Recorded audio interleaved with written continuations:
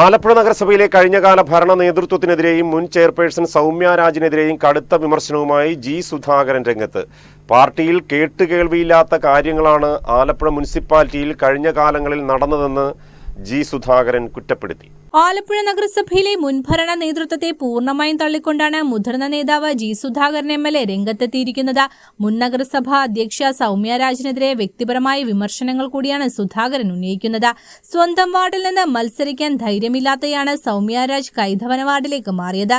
അന്ന് തന്റെ വീട്ടിൽ വന്ന് കരഞ്ഞു നിലവിളിച്ചതിനെ തുടർന്നാണ് അവിടെ സീറ്റ് നൽകിയതെന്നും താൻ ഉൾപ്പെടെയുള്ളവർ സജീവമായി രംഗത്തിറങ്ങി പ്രവർത്തിച്ചതുകൊണ്ടുമാണ് കൈതവനയിൽ തുച്ഛമായ വോട്ടുകൾക്കെങ്കിലും അവർ ജയിച്ചു കയറിയതെന്നും സുധാകരൻ പറഞ്ഞു.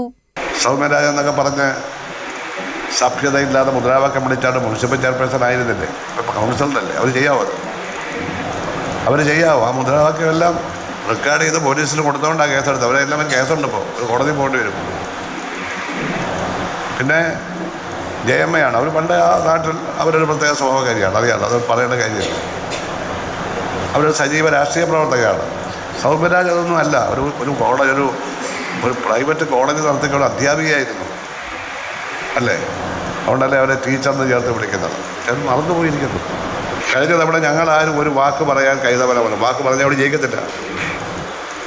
അവിടെ വാർഡിൽ അവസാനം മത്സരിച്ചപ്പോൾ ഒരു തോക്ക് വന്ന സ്ത്രീ എൻ്റെ വീട്ടിൽ വന്ന് പറഞ്ഞു, കരഞ്ഞു പറഞ്ഞു. ഞാൻ അവിടെ പോയി വീട് കയറിയോണ്ട് 70 വോട്ടിന് ജയിച്ചത്.